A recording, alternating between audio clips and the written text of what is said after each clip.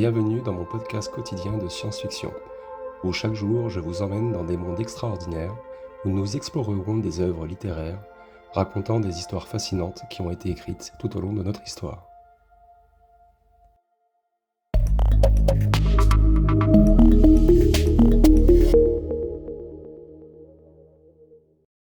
Bonjour à toutes et bonjour à tous, très chères auditrices et très chers auditeurs.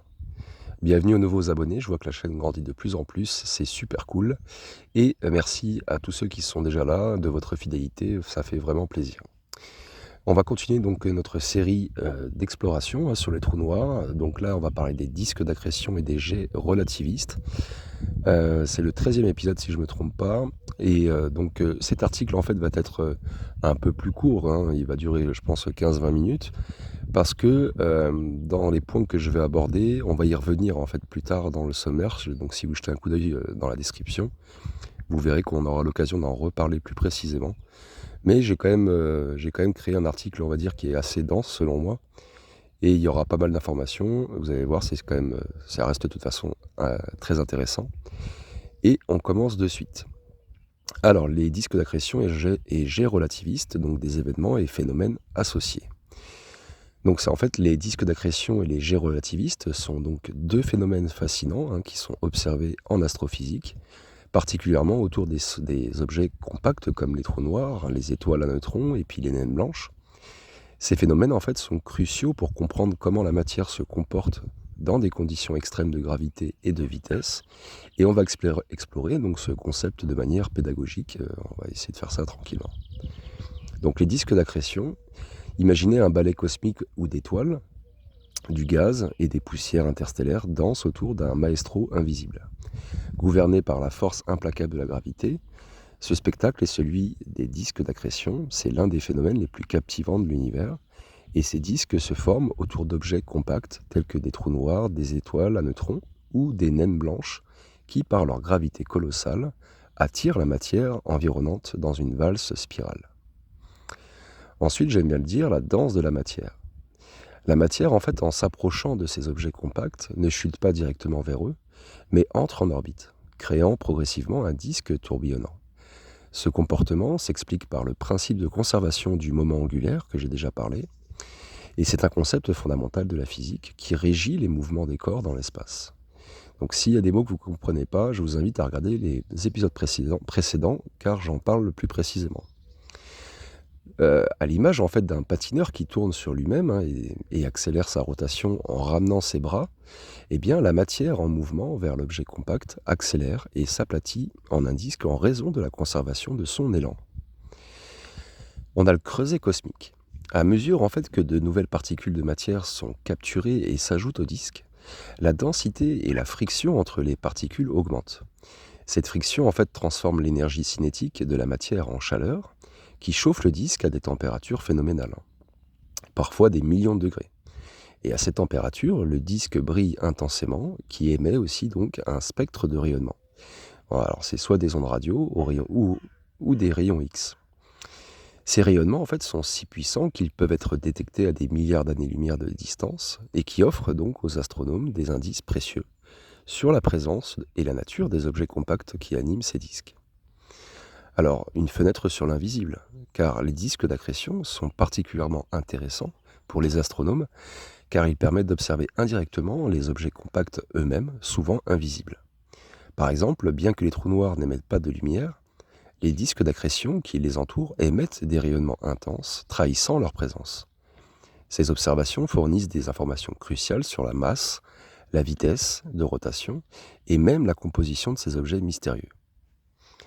Alors au-delà de la lumière, j'aime bien le dire, puisque le phénomène de disque d'accrétion en fait ne se limite pas à un spectacle visuel impressionnant, il joue un rôle essentiel dans la compréhension de nombreux processus astrophysiques, de la formation des étoiles à la croissance des trous noirs, et les données en fait collectées à partir des disques d'accrétion aident les scientifiques à tester les théories de la physique dans des conditions extrêmes et à comprendre la dynamique des galaxies et à explorer aussi les limites de notre univers.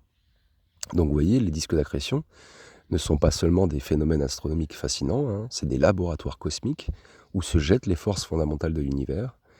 Leur étude en fait enrichit notre compréhension de la danse complexe entre la matière et la gravité, ouvrant des fenêtres sur les mystères les plus profonds de l'espace. Les jets relativistes, donc imaginez en fait des geysers cosmiques qui propulsent de la matière à une vitesse frôlant celle de la lumière à travers l'immensité de l'espace, depuis les pôles d'objets célestes presque inconcevables par leur densité et leur force gravitationnelle. Ces phénomènes, en fait connus sous le nom de jets relativistes, se manifestent dans l'univers lointain et représentent l'un des spectacles les plus énergétiques que nous offre le cosmos. Alors j'aime bien le dire, c'est les canons de l'univers, puisque les géorelativistes sont des colonnes ultra rapides de particules énergétiques, éjectées en fait des pôles nord et sud d'objets compacts, comme les trous noirs supermassifs nichés au cœur des galaxies. Et ces jets de matière, en fait chargés de particules subatomiques, peuvent s'étirer sur des distances inimaginables, atteignant parfois plusieurs millions d'années-lumière dans l'espace intergalactique. Alors, ces jets, en fait, font partie d'une forge cosmique, puisque la naissance de ces jets est le résultat, en fait, d'une série de processus astrophysiques captivants et complexes. Et tout commence, en fait, avec le disque d'accrétion qui entoure l'objet compact, un tourbillon un tourbillon dense de matière qui est attiré par sa gravité. Et alors que cette matière s'agite et se chauffe, une partie est canalisée vers les pôles de l'objet, où les champs magnétiques d'une intensité extraordinaire prennent le relais. Alors quel est le rôle des champs magnétiques ? Et ces champs magnétiques, en fait semblables à des aimants cosmiques géants, organisent et dirigent le flux des particules. Ils agissent comme des accélérateurs de particules naturelles, propulsant la matière à des vitesses proches de celles de la lumière. Ces interactions, en fait, entre la rotation de l'objet compact, son champ magnétique et le disque d'accrétion, créent des conditions parfaites pour l'éjection de ces jets puissants. Alors il y a des mystères à découvrir, puisque ces phénomènes généraux, le phénomène général des jets relativistes soit bien compris, pour qu'il soit bien compris, les détails précis en fait de leur formation et de leur mécanisme restent l'objet d'études approfondies. Les scientifiques cherchent à comprendre comment, dans certains cas, la matière peut échapper à l'attraction gravitationnelle, presque inévitable d'un trou noir, pour être ensuite projetée dans l'espace à une telle vitesse. Les gardiens des secrets de l'univers. Alors, les jets relativistes ne sont pas seulement fascinants à observer, mais ils sont aussi d'une importance cruciale pour la compréhension de l'univers. Ils jouent un rôle significatif dans la distribution de l'énergie et de la matière à travers les galaxies, et influençant la formation des étoiles et l'évolution galactique. De plus, leur étude offre des indices sur la nature des trous noirs et sur les conditions physiques extrêmes dans l'univers lointain. Et en gros, ce sont des témoins en fait de la dynamique complexe et énergétique qui règne autour des objets compacts. Leur existence en fait met en lumière les processus physiques extrêmes et les forces fondamentales à l'œuvre dans l'univers, et bien qui nous offrent un aperçu fascinant en fait des mécanismes qui sous-tendent de la structure de l'évolution cosmique. Et donc ces colonnes de matière s'étirent à travers le cosmos et sont de véritables monuments naturels, célébrant la puissance de la splendeur de l'univers. Pardon. L'importance aussi des disques d'accrétion et des jets relativistes. Alors, les disques d'accrétion et les jets relativistes sont bien plus que de simples merveilles cosmiques. Ils constituent des clés essentielles à notre compréhension de l'univers, dans toute sa complexité et sa splendeur. Et à travers eux, en fait, nous pouvons absorber les forces fondamentales de la nature en action. On peut les observer, je ne sais pas si je me suis bien fait comprendre. À travers eux, nous pouvons observer les forces fondamentales de la nature en action, dans des scénarios où la gravité, la matière et l'énergie interagissent de manière spectaculaire. Donc ce sont un peu comme des architectes galactiques, puisque ces phénomènes jouent un rôle crucial dans l'architecture et la dynamique des galaxies, et les disques d'accrétion, par leur intense activité énergétique, sont des moteurs de la croissance des trous noirs supermassifs au cœur des galaxies. Et en alimentant ces géants endormis, ils influencent directement la structure et le comportement des galaxies elles-mêmes. Et les jets relativistes, quant à eux, en s'étendant en fait à travers l'espace intergalactique, peuvent également se déclencher ou inhiber la formation d'étoiles sur leur passage, qui modèlent ainsi le visage même de l'univers observable. Donc les laboratoires cosmiques naturels, en gros, parce que c'est un peu ça, sur le plan scientifique, l'étude de ces phénomènes en fait offre une opportunité inestimable de tester les théories physiques dans des conditions extrêmes de densité, de gravité et de champ magnétique, et des conditions impossibles d'ailleurs à reproduire sur Terre. Les données en fait recueillies grâce aux observations des disques d'accrétion et puis des jets relativistes permettent aux physiciens de valider ou de remettre en question nos modèles actuels de la physique, notamment ceux relatifs à la relativité générale et à la mécanique quantique. Alors, ça a une influence sur l'évolution cosmique, parce que par leurs actions, les disques d'accrétion et les jets relativistes sont également des agents actifs de l'évolution cosmique, et ils participent à l'enrichissement chimique du milieu interstellaire, dispersant des éléments lourds essentiels à la formation des étoiles et des planètes, et de cette manière, ils contribuent indirectement à la diversité chimique de l'univers, et peut-être même à l'émergence de la vie. Donc ça nous donne des fenêtres sur l'inconnu, puisque les disques d'accrétion et les jets relativistes représentent donc des fenêtres ouvertes sur les processus les plus énergétiques et fondamentaux de l'univers. Leur étude en fait ne se contente pas d'enrichir notre compréhension de la physique et de l'astrophysique, elle nous offre également des aperçus précieux sur la nature des objets compacts, sur les mécanismes qui régissent les phénomènes les plus extrêmes de l'espace, et sur notre place dans ce vaste cosmos.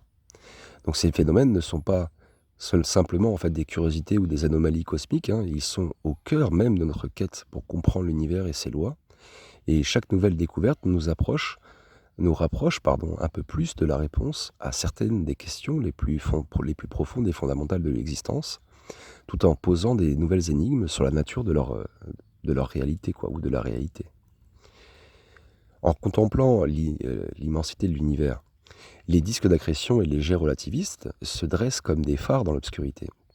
Ils illuminent les secrets les plus profonds de la cosmologie, et ces phénomènes ne sont pas de simples anomalies dans le tissu de l'espace, ils sont les clés qui ouvrent la porte vers une compréhension plus profonde de notre univers et de ses origines les plus mystérieuses.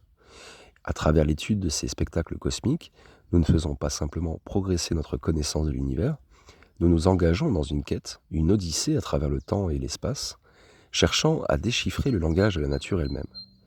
Les disques d'accrétion et les jets relativistes nous rappellent que dans l'immensité apparente du vide se cachent les forces d'une puissance inimaginable, capable de modeler des galaxies entières et de défier notre compréhension de la physique.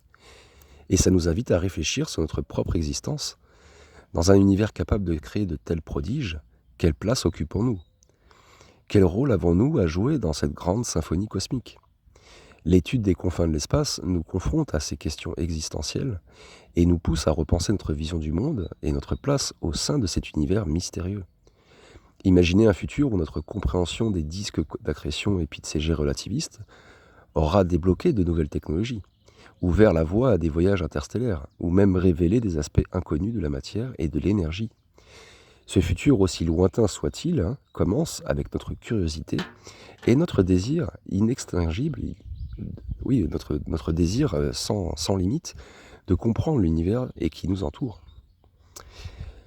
En définitive, on va conclure, les disques d'accrétion sont des jets relativistes, et les jets relativistes ne sont pas seulement des curiosités astronomiques, ils sont des symboles de notre quête incessante de connaissances, des rappels éblouissants que, malgré les vastes distances qui nous séparent des étoiles, nous sommes intimement liés à l'univers et à ses mystères les plus profonds, et que dans chaque jet relativiste, dans chaque disque d'accrétion, réside une invitation à explorer, à découvrir et ultimement à comprendre.